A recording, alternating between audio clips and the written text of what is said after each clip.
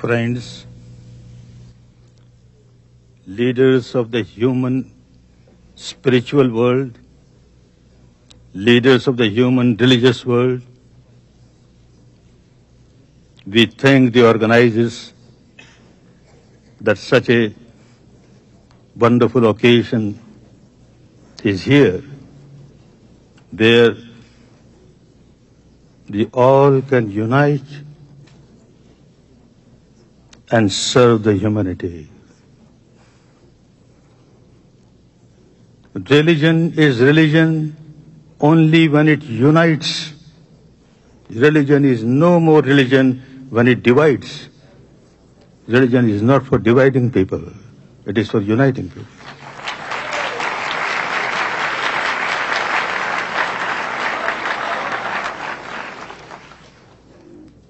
So much has been said about conversion, for conversion and against conversion. I am for conversion. I am not against conversion. But conversion not from one organized religion to another organized religion. No. Conversion from misery to happiness.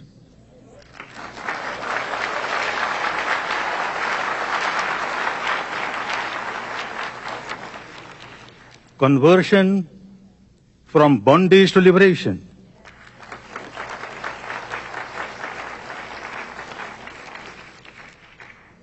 Conversion from cruelty to compassion.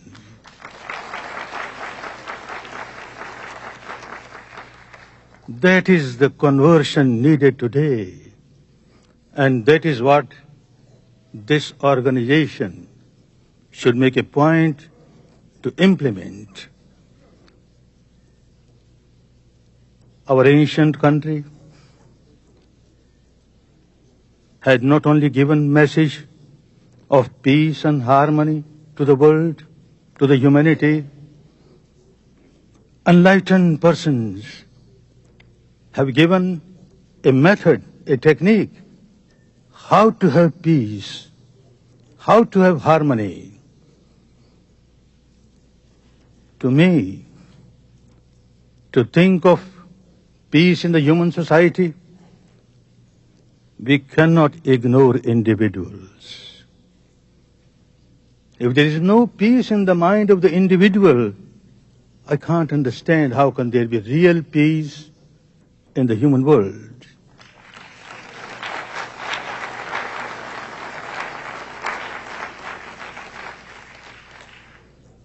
If I have an agitated mind, if I have a mind all the time full of anger, hatred, ill will, animosity, how can I give peace to the world?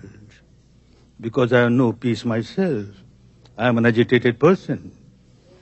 Therefore, the great enlightened persons have said, first have peace within yourself. So one has to observe whether really there is peace in me or not. All the sages and saints and seers of the world have given this advice, know thyself. Know thyself. Not merely at the intellectual level, not merely accepting at the emotional or devotional level, at the actual level. When you start experiencing the truth about yourself, within yourself, at the experiential level, many of the problems get solved.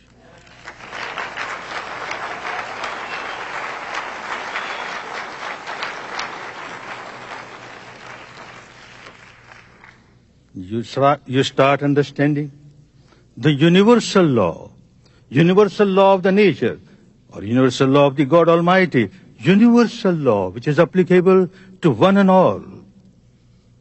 When I start observing within myself, and I find that I am generating anger, hatred, ill will, animosity, I immediately realize that I am the first victim of my anger.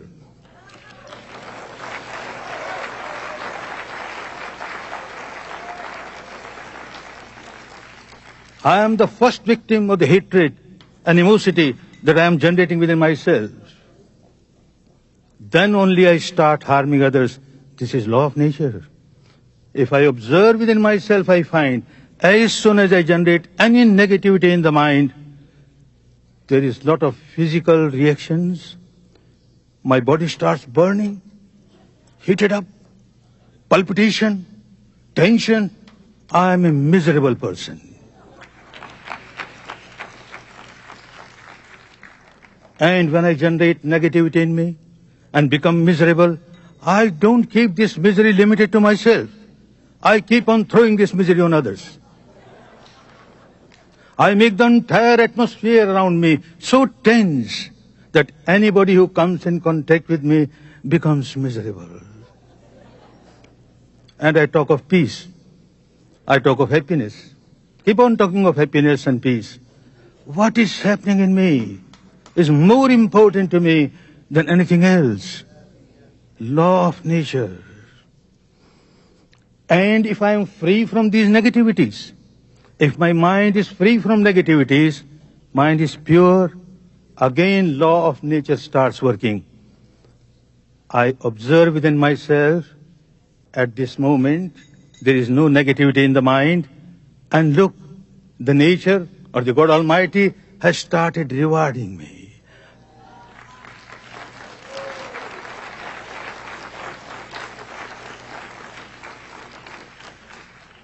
I feel so peaceful, so peaceful. As when I generate negativity, I observe, I become so miserable. So anyone belonging to this religion or that religion, this tradition or that tradition, this country or that country, when one breaks the law of the nature, one generates negativity in the mind, bound to suffer. The nature starts punishing this person. The hellfire within. One starts feeling the misery of hellfire within.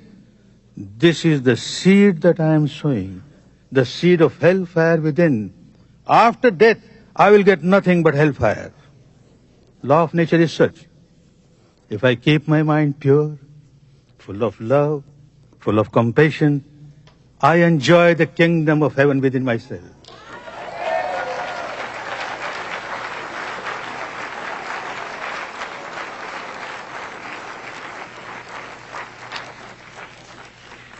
And this seed of kingdom of heaven will bring nothing but the fruit of the kingdom of heaven after death. Whether I call myself a Hindu or a Muslim or a Christian or a Jain makes no difference. Makes no difference. Human being is human being. Human mind is human mind. Conversion should be from the impurity of the mind to purity of the mind.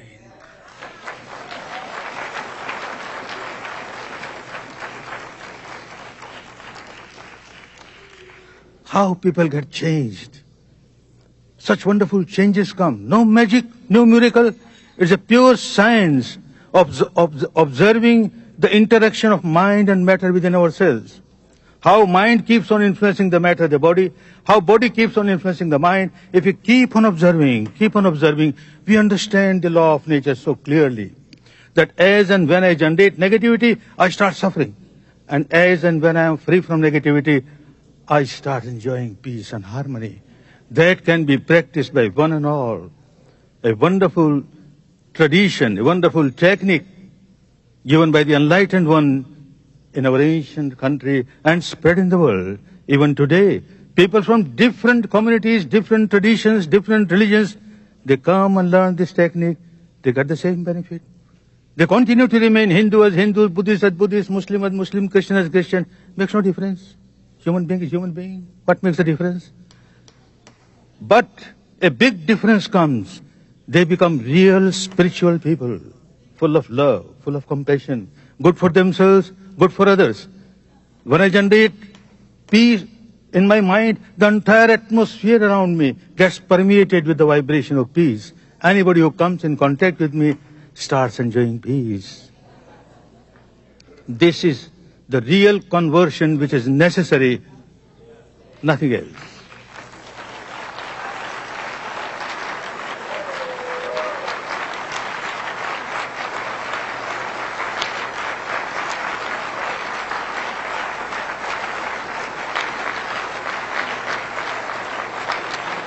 I,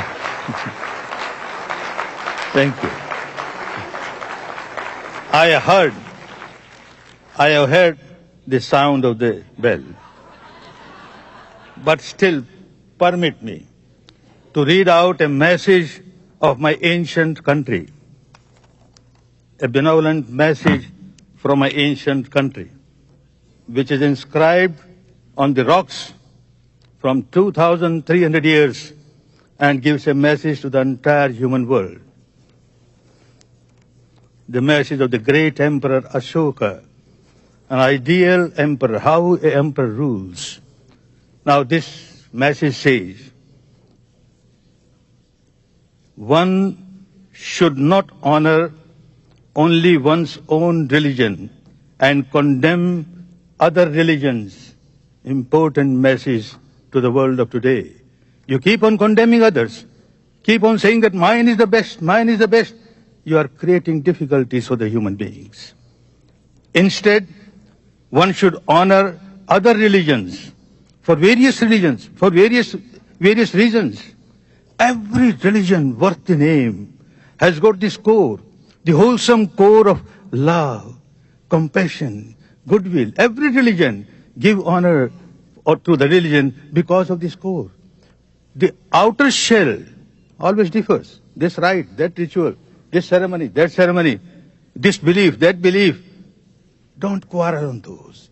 But whatever is inner essence, give importance to that, and there will be no quarrel.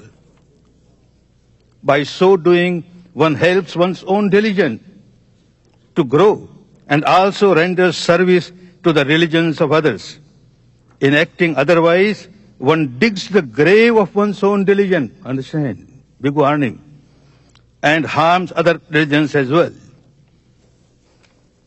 The message says, someone who honors his own religion and condemns other religions may do so out of devotion to his religion, thinking, I will glorify my religion.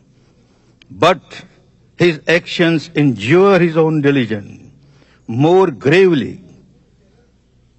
Now a message. Let all listen. Let all listen. The message of Dharma, the message of the universal law. Concord is good. It is only concord which helps us, not the quarrel.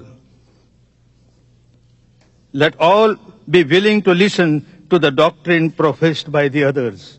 Don't condemn anything.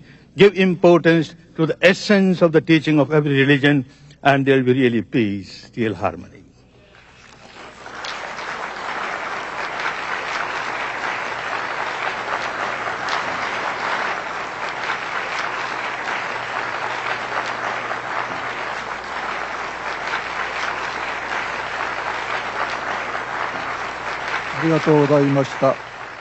Thank you very much. ラビー